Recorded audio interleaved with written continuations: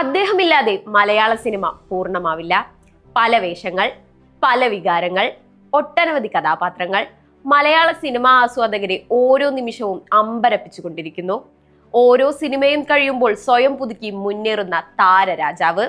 ഒരു കഥാപാത്രത്തിന് ആവശ്യമായതെല്ലാം അഭിനയത്തിൽ ലയിപ്പിച്ച് പ്രേക്ഷകരെ പിടിച്ചിരുത്താനുള്ള അതുല്യമിടുക്ക്. മലയാള സിനിമയ്ക്ക് ഒരു പിടി മറക്കാനാവാത്ത റോളുകൾ സമ്മാനിക്കാൻ ദൈവം തന്നെ നിയോഗിച്ച താരനക്ഷത്രം. മലയാളികളുടെ സ്വന്തമിക്ക, സ്വകാര്യ അഹങ്കാരം, മെഗാസ്റ്റാർ, ഇതിഹാസം, yes, the one and only Mammukka.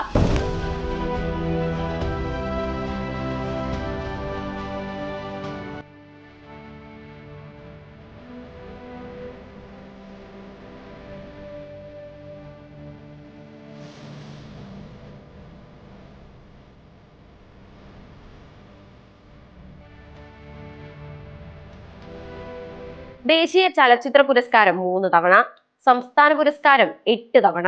ഇപ്പോഴിതാ ഈ 74-ാം വയസ്സിലും പിൻതലമുറകളെ നിഷ്പ്രഭരാക്കി വീണ്ടും മലയാളത്തിലെ മികച്ച നടനുള്ള ബഹുമതി സ്വന്തമാക്കിയിരിക്കുന്നു. ഇന്ത്യയിൽ ഇത്രയും പഠനാർഹമായ ഒരു അഭിനയ ജീവിതം മറ്റേതെങ്കിലും താരത്തിന് അവകാശപ്പെടാനാവുമോ എന്ന് ചോദിച്ചാൽ ഇല്ല എന്ന് പറയാൻ പലവട്ടം ആലോചിക്കേണ്ടതില്ല. ആരും ചെയ്യാൻ മടിക്കുന്ന റോളുകൾ നിഷ്പ്രയാസം ചെയ്യുന്നു. താരമൂല്യങ്ങൾ മറന്ന് സിനിമയെ അത്രയേറെ സ്നേഹിക്കുന്ന വ്യക്തി. ഇത് തന്നെയാണ് ഇക്കയെ വ്യത്യസ്തമാക്കുന്നത്. അതിലുപരി പകരക്കാരില്ലാത്ത പകർനാട്ടങ്ങൾ. ചരിത്ര ഐതിഹാസിക കഥാപാത്രങ്ങളെ അവതരിപ്പിക്കുമ്പോൾ മമ്മൂട്ടി നൽകുന്ന പൂർണ്ണത. ഒരു വടക്കൻ വീരഗാഥ, പഴശ്ശിരാജ, അംബേദ്കർ, ദാദാ സാഹിബ്. അതെ, അങ്ങനെ ചിലത് ചെയ്യാൻ മമ്മൂക്ക തന്നെ വേണം.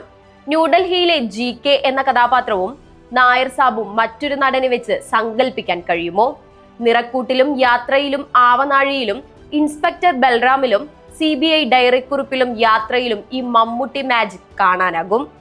മരണം വരെ സ്വപ്ന കാമുകനായും യുവാവായും മാത്രമേ അഭിനയിക്കൂ എന്ന് ശാഠ്യം പിടിക്കാതെ സവർണാനുരാഗിയായ കുടുംബനാഥനായി വന്നു. അതായിരുന്നു കാതൽ എന്ന ജിയോ ബേബി ചിത്രത്തിൽ മമ്മൂട്ടിയുടെ വേഷപ്പകർനാട്ടം.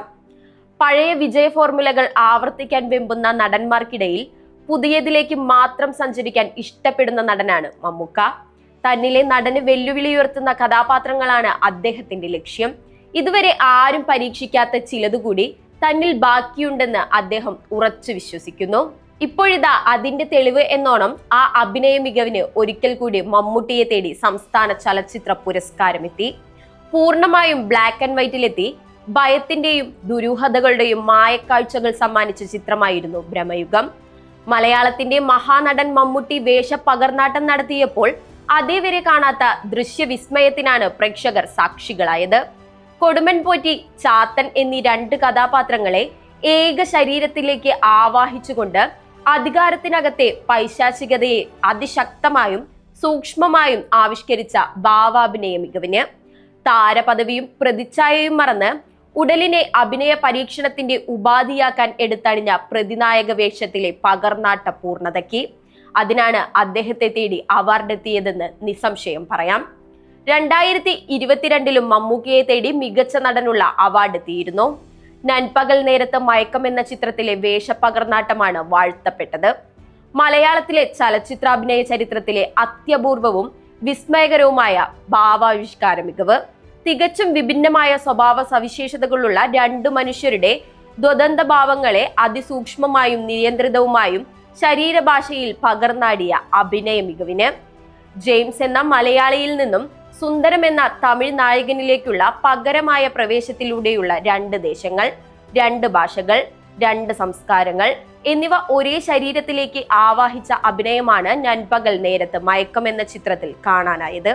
അങ്ങനെ എത്രയെത്ര ചിത്രങ്ങൾ, എത്രയെത്ര അവാർഡുകൾ. പകരക്കാരില്ലാത്ത പോരാളിയായി അദ്ദേഹം ഇനിയും മുന്നോട്ട് തന്നെ. അതെ, അത്ഭുതങ്ങൾ സൃഷ്ടിക്കുന്നത് നിർത്തുകയല്ല.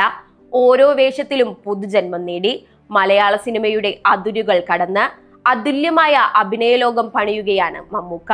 അടുത്ത അവാർഡും അദ്ദേഹത്തെ തേടിയെത്തുമെന്ന് ഉറപ്പിച്ചു പറയാം. മമ്മൂക്ക നിങ്ങളൊരു താരമല്ല, ഒരു കാലഘട്ടം തന്നെയാണ്. മലയാളികളുടെ മുത്താണ്. അതുമല്ലെങ്കിൽ അഭിമാനത്തിന്റെ മറ്റൊരു പേര് മമ്മൂക്ക.